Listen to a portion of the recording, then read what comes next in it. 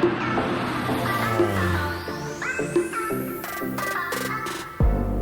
I'm Tyson, and thanks for joining me over here at Aviation Adventures. You can see that got my sweatshirt on today. That's because it is starting to cool off in northern Minnesota. And that's awesome because it means that the season is about to come to an end. Woohoo! Callie and I will be heading back to Colorado. So I don't know exactly when this video will be published, but right now it's about mid-September here in Minnesota. And our season, we're way up here in the north, and we're only about 80 miles south of the Canadian border. And our season is a pretty short one up here. We usually come up here around mid-May. I think this last season, it was kind of a late start to the season. I think we got up here around May 25th or something. But we're usually like May 15th to May 20th is when we come up.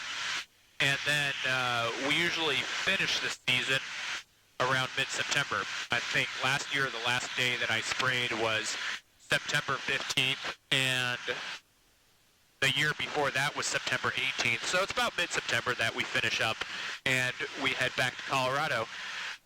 Like I said, this is a pretty short season up here. It's only about 4 months long. And the seasons can really vary quite drastically depending on where you are.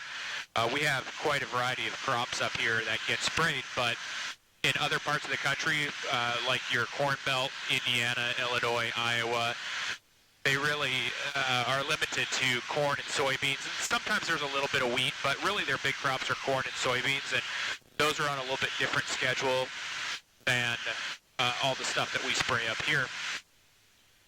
But still, even in those states, they can kind of spray later if they're doing pasture.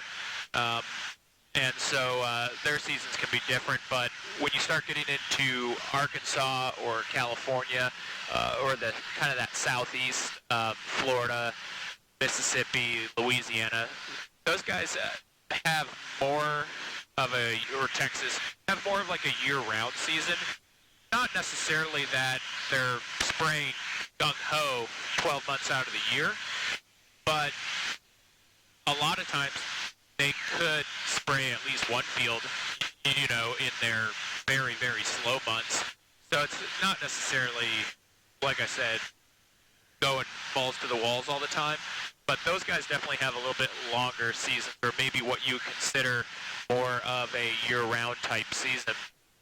And then the states that are like Kansas, Nebraska, it's definitely not year-round there. But again, if they're doing cover crop, that can take them into later part of the season, maybe October, as well as pasture. The pasture usually happens in the spring and in the fall, and they're going to spray that until the first freeze. So whenever the first freeze happens to be for those states like Nebraska or Kansas.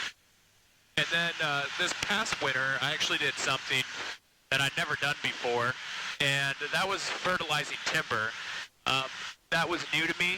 I went out to North Carolina and South Carolina, and I was in an airplane where we were putting in, we were loading the airplane with DAP and urea separately, so you'd actually fly the same track twice, once with DAP and then once with urea. This is a dry granule that actually comes out of a spreader underneath the airplane. And so if you wanted to, you could fly pretty much all year round, even if you were only up here doing these shorter seasons. You could do stuff like timber in the wintertime and kind of get a nice long season if that's what you're after. However, Callie and I are not. We want to take the time off and do some traveling and try to have some fun after a long season up here, long days. So hopefully that gives you guys a little bit of an idea of kind of what different seasons are like. If you have any questions, as always, leave them below and we'll get back to you. I appreciate you guys watching. If you have not subscribed, please be sure to do so. Also, give it a thumbs up if you like it. And remember,